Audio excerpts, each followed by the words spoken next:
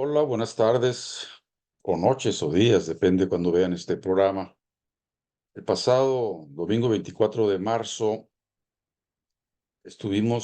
asistimos y colaboramos con el séptimo Seminario de Cultura Política, promovido en principio por el colectivo Voltaire y también participando el comité Ricardo Flores Magón, Morenims, el comité de Morena Tijuana Centro, Felipe Carrillo Puerto. Esta hora que van a ver ustedes ahora, eh, fue llevada a cabo por el promotor principal de este seminario, el doctor Raúl Oscar Páez Delgado, y posteriormente hubo otras participaciones. En principio vamos a exponer esta, y luego vamos a hacer, pues no una exposición de todas y cada una, porque fueron muchas, y duró esto, no sé, 4 horas. Entonces, tal vez, además de esta hora, una hora más de algunos síntesis de las participaciones de los demás compañeros, que fueron muy puntuales y muy económicas. Vamos a dejarlo aquí. Ofrezco disculpas por los detalles técnicos que nos han fallado por aquí, pero bueno, decidimos, aún con esos detalles no muy asertivos, muy acertados, salvar lo principal, que es la charla, la exposición del compañero y de los otros compañeros, en cierta forma dejando a un lado los errores técnicos. Creo que es principal el que se haya llevado a cabo este evento y que haya una comunicación con ustedes. Yo soy José Luis González de Radio Morena. Adelante, vamos a ver esta exposición.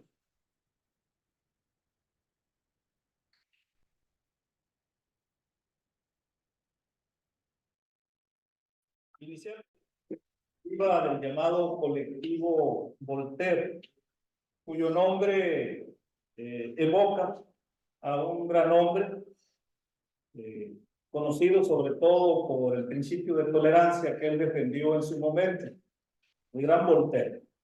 Y esto tiene que ver con la idea nuestra de que podamos generar espacios como este, donde podamos reflexionar juntos en un contexto de tolerancia a las ideas diferentes, incluso a las ideologías diferentes, pero tratando siempre eh, lograr un resultado de conocimiento. Entonces, este séptimo seminario, antecedido por una serie de temas muy interesantes, entre otros de geopolítica, entre otros de moral y política, también del proyecto de Andrés Manuel López Obrador, la cuarta transformación y sus raíces ideológicas, históricas, teóricas también. Y los últimos nos hemos ido enfocando más a temas de mayor actualidad, sobre todo porque estamos viviendo en el país momentos muy particulares de su historia. Estamos viviendo un momento o una coyuntura política que puede marcar el derrotero del país por lo menos por 2 décadas, que es la campaña electoral que tenemos hoy. Entonces, bueno, esta charla, que voy a intentar que sea la más breve de las que me ha tocado dar, muy rápido, lo que busca es crear conciencia de a quién se enfrenta la cuarta transformación, a quién se enfrenta este proyecto que ahora es gobierno y que está siendo liderado por Andrés Manuel López Obrador, porque es importante saber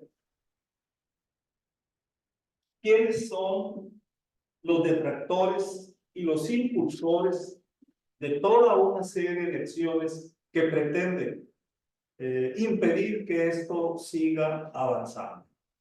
De tal manera, pues, que lo que tenemos aquí, neoconservadores, democracias sin adjetivos y guerra fría.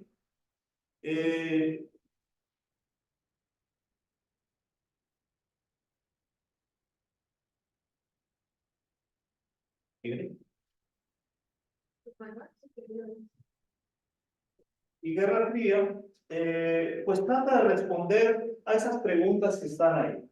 ¿Quiénes son los neoconservadores? ¿Cuáles son sus figuras más representativas? ¿Qué personalidades en México responden a esa ideología? ¿Cuáles son sus actuaciones? ¿Qué es la socialdemocracia, que está también muy ligada con los neoconservadores?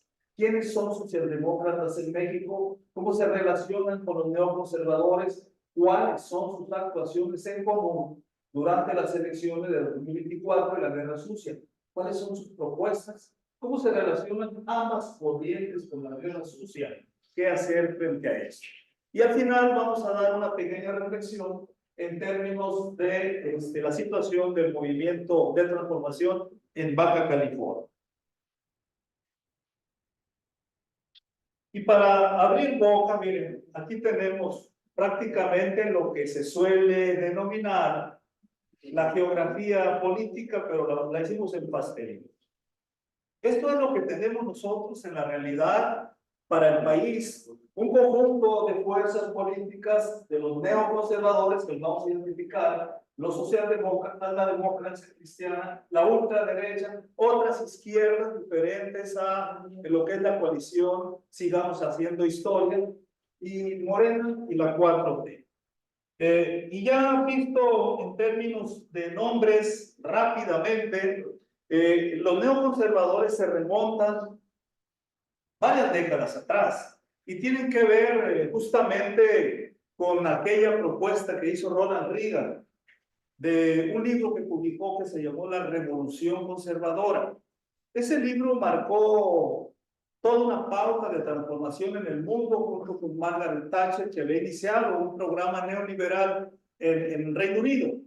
Y esto, Ronald Reagan en 1980 llega con ese libro que implicó prácticamente el inicio de todo lo que conocemos como el neoliberalismo, que es un cambio de modelo de desarrollo en el mundo impuesto por este par de potencias económicas del campo capitalista. De tal forma, pues, que cuando se habla de neoliberalismo tenemos que remontarnos hasta allá. Y si algo identifica al neoliberalismo es el retiro del Estado de sus responsabilidades, la abdicación del Estado de sus responsabilidades frente a los ciudadanos. Menos inversión con los pobres, bajos salarios, lo que se ha venido denunciando en México, que lo conocemos la mayoría de nosotros. Así que entre los conservadores, pues, ¿qué tenemos? Kilpatrick, que era una persona, era del Partido Demócrata, se pasó con los republicanos y fue una de las ideólogas principales, una académica de este movimiento conservador. Y Kilpatrick tenía un vínculo, una relación con los neoconservadores en México que poco se dice. En aquellos tiempos, el gran jefe de los neoconservadores era nuestro premio Nobel de literatura, Octavio Paz, y su grupo, a través de la revista denominada Vuelta. Y también teníamos ahí a Mario Vargas Llosa, a su hijo Álvaro, Aznar, José María Aznar de España, bueno, aquí está Paz y su revista Vuelta, su discípulo Enrique Krauss, Sánchez Sutarrey, alumno de ellos, con letras libres después de la muerte de Paz. Entonces, en ese grupo de personas estaremos identificando esencialmente lo que llamamos neoconservadores y que el presidente los mete en un solo saco, hace bien en hacerlo didácticamente, donde habla de los conservadores. Es nada más que son neos. Y el otro grupo que es muy importante también, y es muy importante porque desconocemos cosas como la siguiente. El otro grupo son los socialdemócratas y se dicen socialistas democráticos. Pero fíjense nada más quién preside la socialdemocracia en América Latina. ¿Quién creen que la preside? Alito Moreno. El líder del PRI es el líder de la socialdemocracia en América Latina. Y hay dos partidos en México que forman parte de esa socialdemocracia. El PRD y el Movimiento Ciudadano. Ellos son socialdemócratas. Lo que significa que forman parte de un organismo internacional. Le llaman la Internacional Socialista, pero habría que agregarle y liberales y neoliberales. ¿Sí? Ahí está Sánchez, el presidente de España, entre otros, que es el presidente ahorita de la internacional, ¿sí? Con un programa neoliberal en su gobierno inicialmente. ¿Y quiénes están ahí? Observen los nombres. Un Aguilar Camín, ¿sí? Tenemos también Roger Bartra, un intelectual excelente del que yo aprendí mucho cuando él era un hombre de izquierda. Él era del Partido Comunista y escribió muchas cosas. La verdad, es un tipo, un erudito, no hay vuelta, pero tiene una postura. Para él, su utopía es la socialdemocracia. Así se define. Mi utopía es la socialdemocracia. Woldenberg, muchacho brillante, lo conocí, lo traté a Woldenberg, fuimos parte de un organismo nacional en el Partido Mexicano Socialista. Un hombre brillante, brillante, pero con ideas de una izquierda muy, muy moderada. De tal manera que para él, lo vamos a ver más adelante, no hay otro futuro que no sea la socialdemocracia. Entonces ellos tienen conformado todo un cuerpo ideológico de ideas que chocan, frontalmente chocan con el proyecto que se está llevando a cabo actualmente en México. Y eso es parte del fondo, de la bronca, por decirlo así. Y pues ahí tenemos PRI, PRD, Basabe, que fue dirigente del PRD y que escribió un libro que se llama La Cuarta Socialdemocracia. Es curioso, ¿no? Porque plantea una socialdemocracia diferente, pero es un libro interesante desde su punto de vista. Y está luego la llamada democracia cristiana, que ahora se llama internacional de centro democrática, pero que es la democracia cristiana, donde esencialmente es el pan el que abreva de esta corriente y está basada en la doctrina social de la Iglesia Católica y la ética social protestante. Y es un internacional también. Ahí están los partidos de la derecha, más o menos vinculados con la doctrina social de la Iglesia. ¿Sí? Y tenemos, por otra parte, la llamada ultraderecha. La llamada ultraderecha, donde tendríamos ubicado a Donald Trump, a su asesor principal de cabecera, Le Pen en Francia, Bolsonaro en Brasil, Milei en Argentina, Vox en España, quien se plantea recoger el voto de la derecha desencantada con las políticas del Partido Popular de España. O sea, quieren el voto más radical de derecha. Esa es la disputa que tienen ellos. Y hace apenas unos días, 3 días, Vox declaró que apoyaría a Xochitl Gálvez. Pero Xochitl Gálvez inmediatamente se deslindó porque le fue muy mal con decir que estaba de acuerdo con Milei. Y ahora digo, no quiero el apoyo de Vox. Pero Andrés Manuel lo dijo, son lo mismo, derechas y ultraderechas son lo mismo. De tal manera, pues, que sí andan ellos, andan muy abocados a impedir que la cuarta transformación en México pueda continuar. Porque para ellos la cuarta transformación es una variante que no aceptan en su modelo de democracia. Para ellos la democracia es la democracia liberal. Es una democracia liberal conservadora, donde ahorita vamos a hablar un poquito, pero se remonta un poco más atrás de Reagan. Hay un organismo internacional llamada la Trilateral. La Comisión Trilateral fue formada por Rockefeller y integraba a Europa, a Japón y Estados Unidos, y ahí diseñaron un modelo de democracia consustancial a los intereses del capitalismo que ellos defienden. Y entonces dijeron, este es el modelo. Este es el modelo que vamos a promover y que vamos a defender. Y el que se nos salga del modelo atenta contra nuestros intereses y vamos a combatirlo. Y entonces, junto a eso, le pidieron a un académico muy conocido y muy citado por los académicos del Colegio de México, Robert Dahl. Entonces, Robert Dahl es el santón de la democracia liberal. Y Robert Dahl plantea ahí que lo que se aparte de ese modelo se le llama populismo. ¿Sí? Y se le llama populismo, así sea Trump, así sea Le Pen, así sea quien sea, porque se aparta de ese modelo. Esto es muy importante porque ese modelo es el modelo que les asegura sus mecanismos de dominación en el terreno de lo que es la vida pública en las naciones. No es un asunto estrictamente ideológico, sino también de intereses. Y bueno, la coalición Sigamos Haciendo Historia, con un modelo de economía moral y humanismo mexicano que tiene que enfrentar todo eso. Es decir, ahorita nos estamos enfrentando a todo eso. El gobierno se está enfrentando a todas estas fuerzas que están aquí, a todo esto, pero no lo hace solo de manera nacional, es internacional. El intento por frenar esto es global. Es tan importante lo que se está jugando en México, que es global, y ahorita vamos a ver algunos elementos de esto que les estoy diciendo. Los exponentes del neoconservadurismo, ya les decía, Reagan, él fue el que, con ese planteamiento de la revolución conservadora, donde planteó él la tesis central: el gobierno no es la solución a nuestro problema, el gobierno es el problema. Y bueno, se inicia la negra noche neoliberal a partir de Thatcher en Reino Unido desde el 79, y esto fue Ronald Reagan en su discurso de toma de posesión como presidente.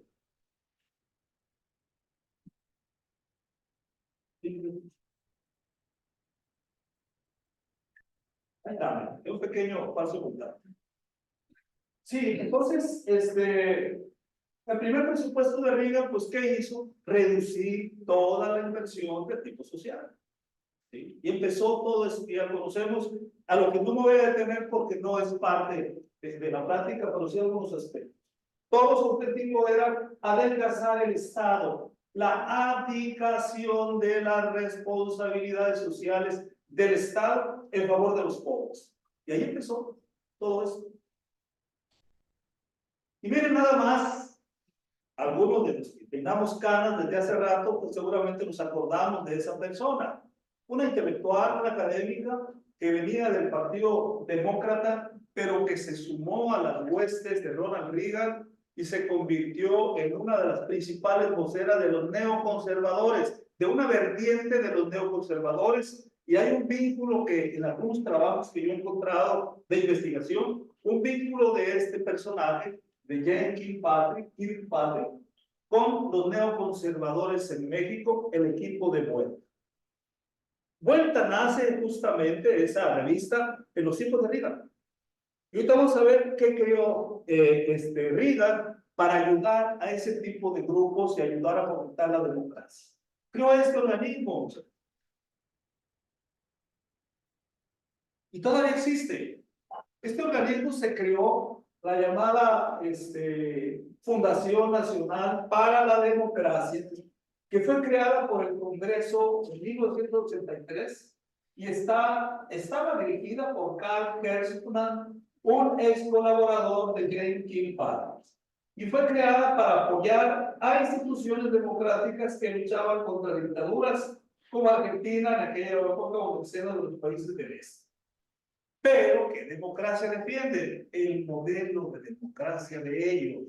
Por eso dijo Lorenzo Córdoba Vianero, nuestra democracia. No sé si recuerdan esa expresión, nuestra democracia. Y nuestra democracia, o sea, la de ellos, ese es el modelo. Es un modelo donde no caben desviaciones populistas, entre comillas, o sea, más poder al pueblo. El gobierno del pueblo, por el pueblo y para el pueblo, que es una expresión de Abraham Lincoln, para ellos no vale porque eso es populismo. Ellos optan por el modelo de James Madison, otro presidente estadounidense que planteaba una democracia más elitista, una democracia electoral, una democracia de libertad de expresión, de división de poderes y nada más. Nada de que las mayorías manden, nada de las dictaduras de las mayorías. Hay un viejo discurso de un francés, Trontal, se llama este hombre, es un discurso memorable en los tiempos de la Revolución Francesa. Y decía él, hay que impedir la dictadura de la mayoría. Y crearon un mecanismo de democracia que impidiera que las mayorías pudieran ejercer su poder. No me voy a dedicar a eso ahorita, por supuesto, pero hay un antecedente muy viejo. La democracia de Atenas plebiscitaria, no chole con eso. No, eso del plebiscito, no, eso de las consultas populares, no, porque eso lleva al cesarismo, o sea, a que un líder se apropie de la voluntad ciudadana, ¿no? Entonces, todo eso es parte de lo que estamos ahorita debatiendo. Y miren, la Comisión Trilateral, no me detengo, hablara entonces de una crisis de la democracia. Samuel Huntington, un investigador muy importante de derecha, generó en su momento muchas publicaciones en torno a esto, y la Trilateral fue donde generó el modelo que les decía. Y luego Roberto Dahl le dio forma teórica y teorizó sobre la democracia madisoniana, que postula una república no tiránica como objetivo a maximizar. Y lo demás es populismo. Hay un trabajo muy importante de William Robinson reciente, donde demuestra con toda claridad el uso instrumental de ese modelo de democracia. ¿Qué quiero decir con uso instrumental? Pues era un instrumento de dominio y punto. Atole con el dedo para la derecha. No, power, ¿cómo se llama? Power of the people. Nada de power of the people. Nada de poder a la gente. El poder a las instituciones. ¿A cuáles instituciones? A las que ya existen, a las que creamos nosotros, al equilibrio de poderes, etcétera. Y de ahí no te me salgas. Nuevas instituciones, ¿para qué? ¿Para más poder al pueblo? Pues fíjate que no. Por eso tenemos. Es un gran debate que está ahí presente. Y que Andrés Manuel lo tiene perfectamente claro. A veces lo dice, a veces lo subraya, pero tiene perfectamente claro contra lo que está luchando. Este es otro personaje, miren, esto es muy interesante. Les voy a decir por qué. Este señor, Irving Kristol, fue trotskista radical en los Estados Unidos. Pero Kristol se decepcionó del socialismo.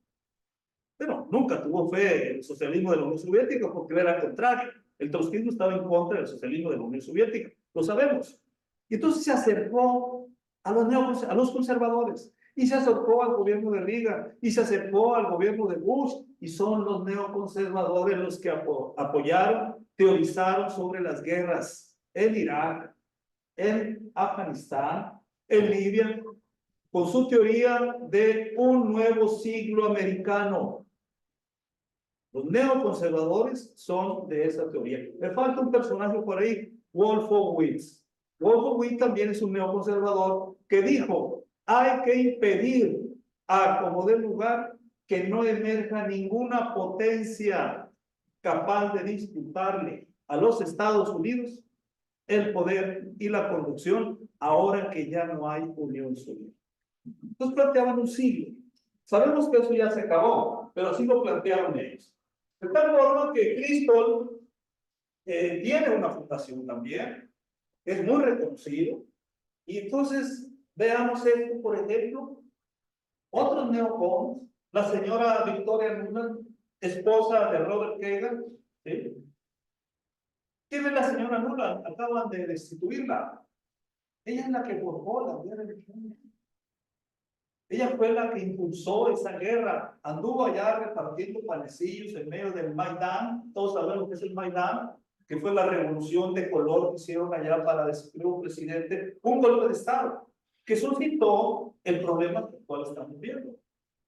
Y el señor Kagan, pues es un escritor, un historiador, su papá también es un historiador y su hermano. Es una familia de historiadores neoconservadores.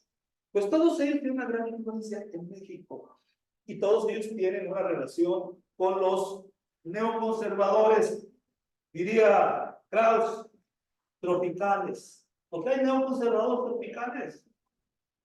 Miren nada más. Hasta se lo va a mandar al presidente. Condecorado el señor Vargas Llosa con la medalla o el premio Irving Kristol. El premio son varias decenas de miles de dólares. Es una buena lana. Y entonces dice Vargas Llosa, esto es muy interesante.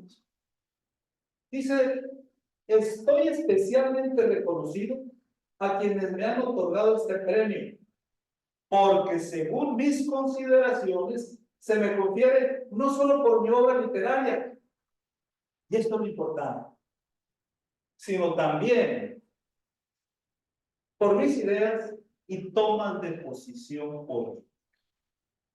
Es decir, soy de ustedes y ustedes son nuestros. Ustedes neoconservadores que tienen este think tank, porque el think tank se llama así, American Enterprise Institute for Public Policy Research. Y esos organismos reciben financiamiento del Estado. Tengo ahí la lista. Alrededor de 50 organizaciones importantísimas, como tanques pensantes, están financiadas justamente por el Estado. Y es algo legal para los Estados Unidos. Nada más que cuando los vemos que dicen esto, aquello, no sabemos que detrás está ese financiamiento. ¿Sí? Hoy, pues es un estudioso, hoy un académico, hoy es una investigación. Sí, pero te están financiando y te financian también las líneas de trabajo. Te aprueban los proyectos en función de un interés. Y este no lo voy a brincar, pero Ignacio Ramonet fue director de Le Monde Diplomatique para América Latina y hace un excelente trabajo. Lo pueden encontrar en la red, lo voy a brincar. Los dos Mario Vargas Llosa. Hace un repaso de toda la historia de Mario Vargas Llosa, cómo ha ido acomodándose cada uno más estos intereses. Y miren, esto es muy interesante. Esa es la historia de Vargas Llosa, de un artículo que leí el día de ayer para esta plática. Es un artículo donde revisa la evolución de los reconocimientos en el mundo entero por parte de Vargas Llosa. Y si pensamos que es enteramente casualidad que en esta parte de aquí Vargas Llosa haya elevado el pico, pues no es así. Si en ese momento Vargas Llosa se convierte en el líder mundial de habla hispana para promover las ideas neoliberales y de la democracia liberal conservadora, él es el líder. En México el líder era Octavio Paz. Murió Paz y su discípulo, Krauss, creó una nueva revista. El jefe político de Krauss es Vargas Llosa. Tengo mucho material para afirmar esto que estoy afirmando. Pero vean esto, nada más. Es algo extraordinario. ¿En qué años? Del 2000 al 2018. ¿Sí? Es el santón de los neoconservadores de habla hispana. Y tenemos que saberlo. Dijo el Manuel Vargas Llosa, excelente escritor, muy mal político. Además perdió contra Fujimori en el Perú, ya lo sabemos, lo repudió el pueblo de Perú con todos sus galardones. Y miren, el otro neoconservador, hay un artículo en El País, dice, no son neoliberales, neoconservadores. Y dedica precisamente a identificar el origen neoconservador de ambos personajes, muy vinculados con Bush. ¿Sí? Es que es importante también estos matices. Es muy importante que sepamos lo que propongan estos grupos. Y miren nada más qué hermosura. El señor expresidente de México estuvo aquí en México en enero y dio una conferencia magistral en el grupo Día Timber, ¿no? Y luego dice, se refiere a López Obrador cuando lo nombra por su nombre, han aprendido cómo funciona el sistema y les gusta la democracia hasta que acceden al poder y una vez que ya han accedido, buscan erosionar la democracia. Es un problema muy serio porque la forma de acceder vía democrática es vía el engaño, la demagogia y el populismo. Lo pusieron en su página y al día siguiente lo quitaron. Y Andrés Manuel en la mañanera le dio un repasón a Cedillo. ¿Cuándo fue demócrata él para que nos hable de democracia?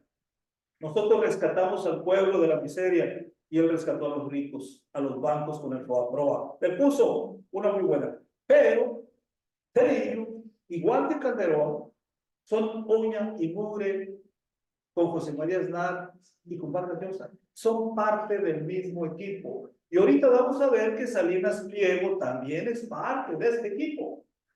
sea, no es casual lo que está haciendo Salinas Pliego, vamos a verlo. Ah, pues ya le toca, miren, Salinas Pliego. Miren, esta es Red Liberal de América Latina, Relial. ¿Quién creen que preside esa Relial? Una empleada de Salinas Pliego. La Relial es parte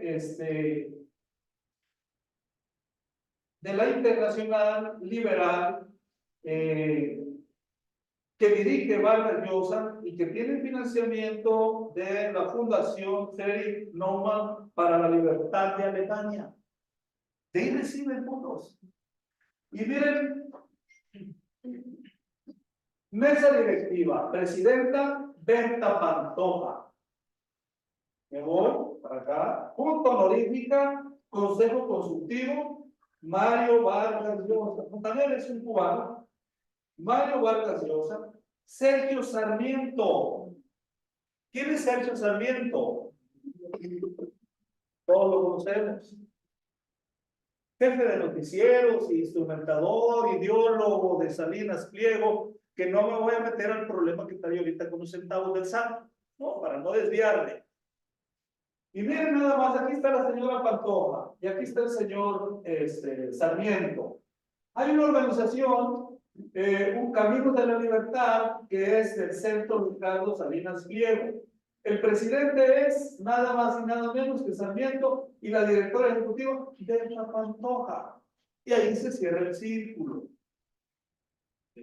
¿Cuál círculo? El círculo de relación con Vargas Llosa de Salinas Pliego. Salinas Pliego traía un doble juego, cada vez es menos un doble juego y cada vez más le apuesta a destruir la cuarta transformación. Claro, quería negociar las decenas de miles de millones que debe y como no le han concedido, pues está poniendo bravo. Pero está metidísimo en eso. ¿Sí? Está metido, tiene más cosas. Y también tiene por ahí un centro que le financia el mismo Salinas Pliego a Kraus. Está cerrado también por el lado de Kraus. Buen historiador, mal político diríamos también, ¿no? Y ahí está el nombre de, nomás para como referencia, quién era Friedrich Naumann para la Libertad, la fundación que financia muchos grupos de esta naturaleza. Y la labor de esta fundación se basa, dice, en la formación democrática de ciudadanos responsables, la asesoría política de líderes en diálogo político internacional y la colaboración con sus contrapartes en favor del desarrollo y el impulso de estrategias que generen propuestas desde el liberalismo en favor del desarrollo de los países en los que trabajamos. Es decir, el modelo liberal que ellos manejan. Otro referente de los conservadores, bueno, pues ahí tenemos, miren, Paz. Lo vamos a sacar en Paz por lo pronto, pero Paz fue la cabeza de los neoconservadores en México. Tengo los estudios, tengo los elementos de cómo se fue dando su evolución. Paz fue un hombre progresista, liberal, un poco vinculado hasta con las cuestiones de izquierda y medio apoyando a la Revolución Cubana, como también Vargas Llosa. Vargas Llosa decía en su momento que no había otra manera de transformar en América Latina a nuestros pueblos si no era a través de la lucha armada. Eso decía Vargas Llosa. Pero Vargas Llosa fue encontrando su acomodo, se dejó apapachar y llegó a donde ya sabemos que llegó. Y le puse esta cuestión porque mandé un video fabuloso cuando dice Vargas Llosa que México es una dictadura perfecta. Está muy interesante, que ni siquiera se lo puedo proporcionar. Y Paz dice que no. Es un debate entre ellos y fue muy interesante. Fue en 1990, en agosto. Y ahí están, miren, el alumno y el discípulo. También tengo los elementos para afirmar por qué es su alumno ahora, porque es su discípulo de Vargas. Si revisan los galardones de Kraus, se van a encontrar que muchos de esos galardones están generados en España. En España, la España de Aznar le dio dinero, le dio apoyo, le dio reconocimientos a través del varón Mario Vargas Llosa. ¿Por qué es varón? Ya es de la nobleza también. Y miren, no le voy a dar al texto que está ahí, simplemente este es un libro contra Andrés Manuel. y muchos más. Yo tengo toda la relación de lo que ha escrito Krauss en contra de Andrés Manuel desde el 2005. El Mesías Tropical lo escribió en 2005 cuando todavía ni siquiera era candidato Andrés Manuel, en vísperas de su probable candidatura. Y es una cosa, parece que tiene una obsesión, o le pagan muy bien por escribirlos, y este es uno reciente, ¿no? ¿Qué es? El pueblo soy yo. No crean que es inocente el título. ¿Algo les recuerda eso? ¿Algo les recuerda? Luis XIV. Luis XIV. David 14. ¿Qué decía Luis XIV? Luis XIV, ¿qué decía? El Estado soy yo. Era el sistema despótico que existía en aquellos tiempos, con las coronas. El Estado soy yo. Un reyecito que llegó a ser rey a los 15 años de edad, ¿no? El Estado soy yo. Y él mismo decía, cuando el Parlamento que estaba sujeto a él quería innovar, decía, ¿por qué quieren innovar? Si la corona nunca ha innovado. Entonces, el Estado soy yo, el pueblo soy yo. ¿Qué está tratando? ¿Qué nos dice en ese libro? Pues todas las cosas negativas del supuesto liderazgo autoritario, despótico de Andrés Manuel. Y se regodea Krauss hablando de esas cosas. Bueno, para que sepamos nada más. Estrategias del bloque conservador, las conocemos, las hemos leído, yo traté ahí de resumirlas rápidamente en algunas de estas cuestiones. Contraponer la democracia liberal frente al supuesto populismo. Es parte de una estrategia ideológica. Hay una deriva antidemocrática. Que se prepara un fraude electoral, crear una narrativa de que los logros de las instituciones están siendo destruidos por la 4T, ofrecerse como los únicos capaces de cuidar los intereses estadounidenses y de las empresas, buscar aliados internacionales, Estados Unidos y España, con los neoconservadores, tanto para la campaña como para escalar un probable conflicto postelectoral con intervención de la OEA y el Departamento de Estado de los Estados Unidos, más allá de ciertos organismos afines no gubernamentales y la prensa de ese país. Crear la sensación de que existe un clima de inseguridad generalizada como en el Ecuador y que el gobierno está coludido con los cárteles de droga. Hechos de corrupción, la columna de Tim Golden y de la periodista del teléfono exhibido, aquella que supimos hace un mes y medio. Presentar las instituciones del país en una situación desastrosa en la economía. Hay un artículo de Castañeda que dice uno, caramba, parece que no gusta la escuela. Puras mentiras. Terriblemente mentiroso Castañeda, no, ni siquiera puede contraponer lo que dice el Fondo Monetario Internacional o el Banco Mundial sobre la situación de México. Puras mentiras, ¿no? Es terrible. Incumplimiento de las promesas de campaña. La señora Merkel vino aquí a Tijuana y le entrevistó Z, ¿no? 20 puntos de todas las mentiras de Manuel. Ahí las tengo, no las voy a exhibir, pero ahí las tengo, ¿no? Increíble lo que dice, increíble. Es donde Andrés Manuel dice, creen que el pueblo es tonto. ¿Sí? Y luego, presentarse como los salvadores de la nación ante los mexicanos y con una estrategia del miedo. Si ven, toda la publicidad del PRIAN, de Gálvez, va orientada a crear una sensación de sálvese México. El miedo, el miedo, el miedo, el miedo, porque es una estrategia. Están tratando de cambiar el clima organizacional del país o no político. Un poco lo que pasó en Ecuador, que a mí nadie me quita de la cabeza, como una intuición que fue creado ese ambiente. Nada más que México no es Ecuador. Y el señor Lazo no es López Obrador. Y el pueblo de México no es el pueblo de Ecuador. Aquí no lo van a poder cambiar. Y ahorita vamos a ver por qué.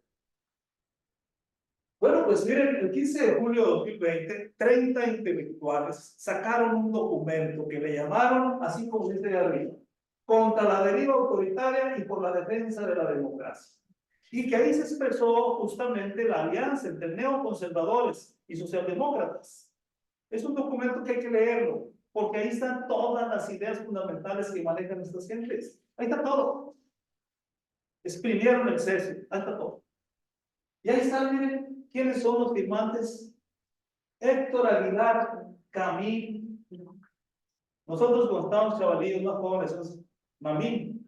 Héctor Aguilar Mamín decía, bueno, Héctor Aguilar. ¿Quién es Héctor Aguilar Mamín? Salinista, director de Nexus, con un gran poder en los anteriores gobiernos, y se le acabó al señor. Ahora tiene una columnita, tiene Nexus, una columnita en Milenio.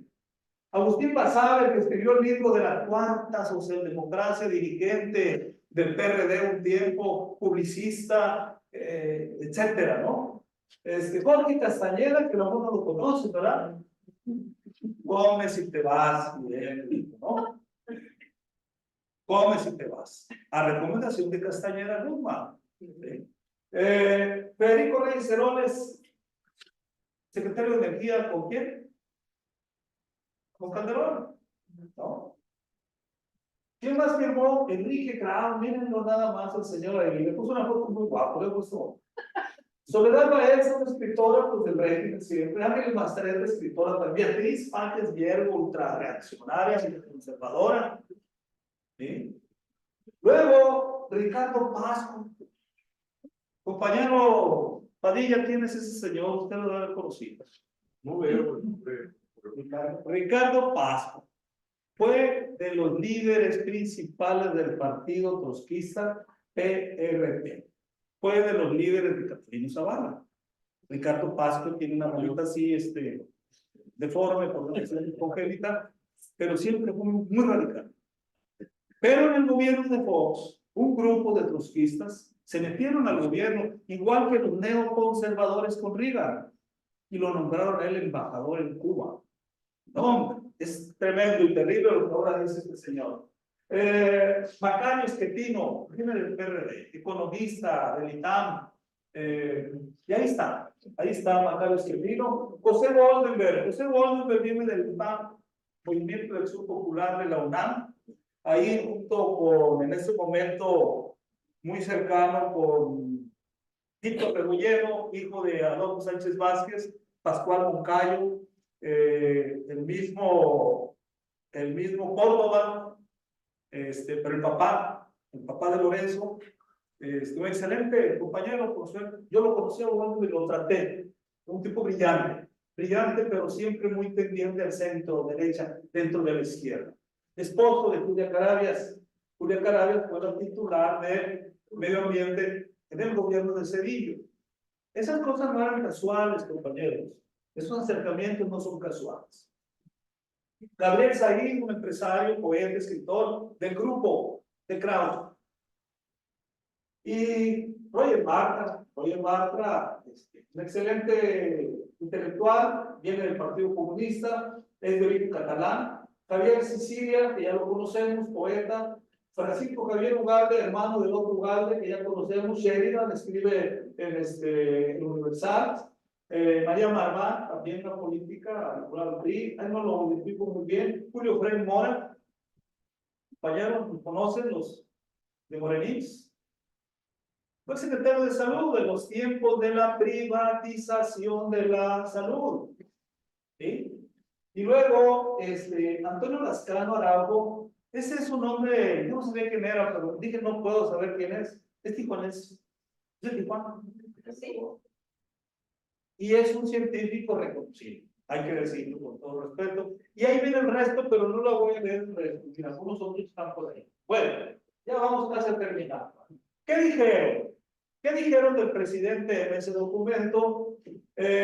Invocando a una supuesta transformación, menoscaba las capacidades del gobierno, toma decisiones unipersonales, polariza la sociedad en bandos artificiales, desacredita la autoridad de los órganos especializados como el INE, ataca toda forma de expresión que no se identifique con su visión política y ha mantenido una actitud perceptiva hacia las instituciones autónomas, hacia las esferas científicas y culturales, muy notoriamente hacia el movimiento de las mujeres que luchan por la igualdad.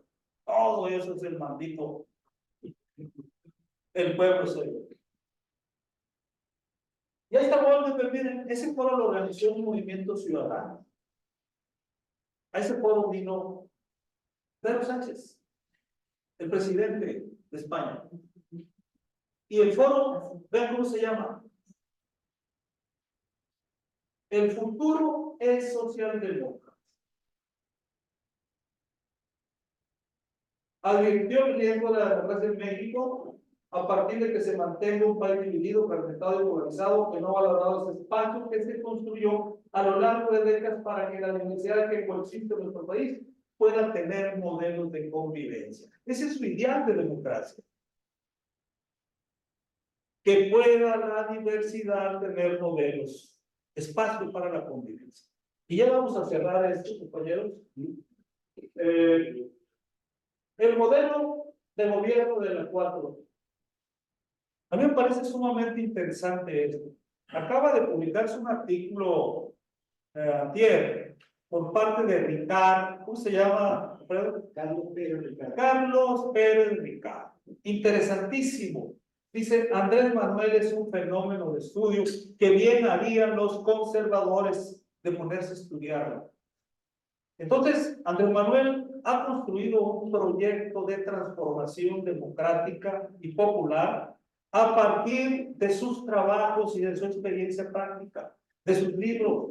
Yo he revisado prácticamente todo de él y ya dimos una charla anteriormente sobre las bases ideológicas y filosóficas de la cuarta transformación. Entonces, lo que nos ofrece él dice, mi propuesta sería, dice, aun cuando lo fundamental son los hechos, no deja de importar cómo definir en el terreno teórico el modelo de gobierno que estamos aplicando.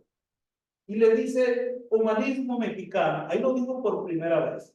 Recientemente le agregó economía moral y humanismo. No solo por la frase atribuida al literato romano Publio Terencio, de que nada humano nos es ajeno, sino porque nutriéndose de ideas universales, es un proyecto que está nutrido de ideas universales. Esto que dice Andrés Manuel, nada de la vida me es ajeno, lo dijo Carlos Marx. Repitiendo a este filósofo. Le hicieron una entrevista a Carlos Marx de personalidad y puso, entre otras cosas, le preguntaron cuál era su máxima y puso la máxima científica, dudar siempre. Y su pensamiento clave es nada de la vida me es ajeno. Y lo está retomando Andrés Manuel, pero se va a la fuente original. ¿Sí?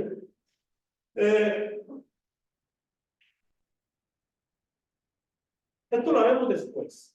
Solamente quiero yo mostrar lo que serían las facetas de Andrés Manuel. Porque estamos hablando de esto, los neoconservadores lo atacan por todos los blancos, pero Andrés Manuel es un hombre de Estado, es un estadista, no hay voto. ¿Quién le puede regatear que es un estadista? Nadie le puede regatear que es un estadista. Claro, es un estadista, pero pues no están de acuerdo los conservadores. ¿Qué es un hombre de la historia? Es un hombre de la historia. Es la madre de la política, la historia. Y estoy totalmente de acuerdo con él, no porque lo diga él, sino por convicción de toda mi vida. Sin un enfoque de proceso, sin un enfoque diacrónico de cualquier tema, caemos en la posibilidad de perdernos. Pero no solo el enfoque. Yo lo comentaba ayer con el compañero Luis González Padilla. Carlos Fonseca Amador fue el fundador del Frente Sandinista de Liberación Nacional en Nicaragua en los años 60, como el 63. Y Carlos Fonseca Amador, en una de sus obras, yo tengo sus obras completas, que no son muchas, pero las tengo, dice, lo que tenemos que hacer en Nicaragua es formar un proyecto revolucionario nacional. No nos es ajeno aquello de que sin teoría revolucionaria no hay movimiento revolucionario. Pero necesitamos un proyecto asentado en la historia de Nicaragua. Eso es lo que nos está dando Andrés Manuel. Un proyecto asentado en la historia del país. Ay, y claro, se enoja, ¿eh? Claro, está muy enojado porque dice de dónde salió el historiador, además manipula la historia para sus fines. No, está construyendo un proyecto. Es diferente. Es diferente. En su momento, aunque son diametralmente cosas diferentes, en su momento Lenin tuvo que escribir la historia del desarrollo del capitalismo en Rusia para forjar un proyecto para Rusia en su momento. Fíjense nada más, un librón así. El capitalismo en Rusia, es un librón así. Superviviente superviviente del desafuero, es un forastero porque llegó del sur, es un oficial de caso porque se va a supervisar obras, ¿no? Como pocos. Y finalmente, librecambista, lo dejo ahí en interrogante porque lo está haciendo todo en un contexto todavía de un capitalismo, pero no un capitalismo salvaje, permitiendo la inversión, promoviendo que lleguen más empresas, generando empleos, etcétera, etcétera. La guerra sucia, y termino con esto, bien. Esto los traje con toda intención de este artículo. Eso de narco presidente y narcocandidato, qué fracaso. Juan Pablo Becerra Costa lo explicó de ayer. Y él no es un simpatizante de la Cuarta Transformación. No simpatiza con Andrés Manuel. Y lo dice. Lo dice de entrada en su artículo. Véanlo, está fabuloso. Yo lo pasé a cuadro nada más. Y dice los temas que tocan. ¿En qué se sustenta que fue un fracaso la campaña contra AMLO en el hashtag de narco presidente? En la realidad que existe más allá de las redes sociales. ¿Cuál es esa realidad? Dice él. Yo le puse casi todas las interrogantes. La que refleja de manera brutal la más reciente encuesta del periódico Reforma. ¿Qué dice esa encuesta? La aprobación hacia Andrés Manuel creció entre diciembre y marzo, justo durante el lapso de mayor intensidad de la campaña que pretendía ligar al nada. Se en vez de caer, subió. Luego, aprueba o desaprueba la forma en que AMLO está haciendo su trabajo.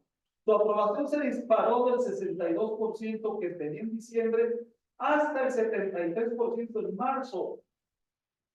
Un crecimiento de 12 puntos cuando estaba lo más fuerte de la campaña. Fracaso total. Y luego, la desaprobación bajó considerablemente del 37 al 24%. Justo con la campaña. Y Claudia Sheinbaum sí le pegó la etiqueta de narcocandidata. Dice, tampoco. El 53% de intención del voto que tenía en diciembre, ahora tiene 58%, un crecimiento de 4 puntos, por lo que los 5 puntos de Xochitl Gálvez, que sumó en el periodo, que creció de 29 a 34, no le afectaron a Xochitl. Esto es muy importante. Es decir, el gobierno está blindado de estos ataques. Si la derecha va a tener que ver por dónde lo hacen, yo tampoco descarto que muchos, el día de ayer se anuncia otro muerto, van 20 candidatos asesinados, que estas cosas se puedan alentar, si no propiciar o ejecutar. En los manuales de esos grupos soterrados que tienen los conservadores, actúan y siguen actuando de esta manera. Existen, está el famoso grupo Gladio de la OTAN, que por ahí lo abordamos en su momento en otro lugar. Y luego esta está muy curiosa, miren. Si tuviera que encargar su casa a otro negocio, ¿a quién preferiría encargarse? 48% dice que se lo daría a Sheinbaum y el 20% a Gálvez. No va a ser que se lo vaya a robar.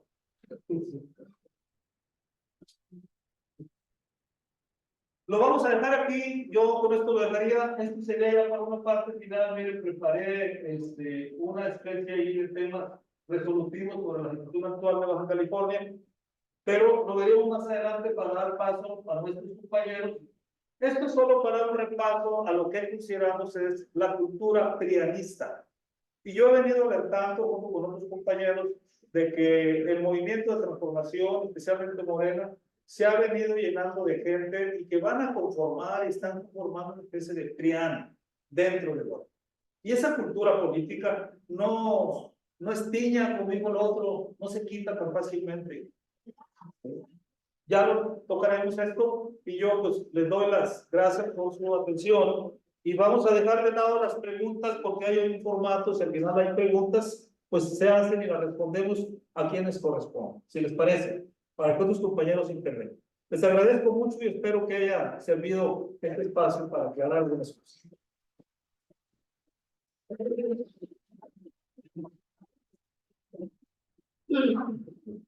La compañera se me puede decir que me voy a ver obligado a Pues tenemos, miren, aquí en esto igualmente pusimos los 100 compromisos.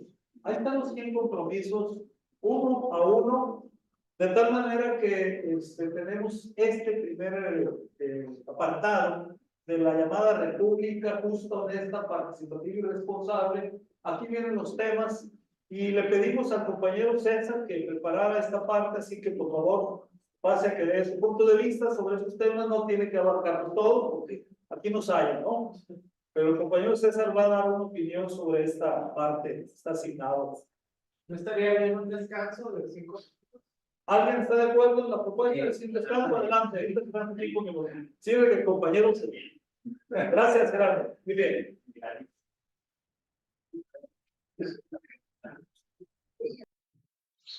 Muy próximamente también estaremos exponiendo la participación de varios compañeros en este 7º seminario de cultura política sobre algunos de los 100 puntos que se ha propuesto llevar a cabo la futura presidenta Claudia Sheinbaum. Esperen las siguientes grabaciones, algún día, 2 más.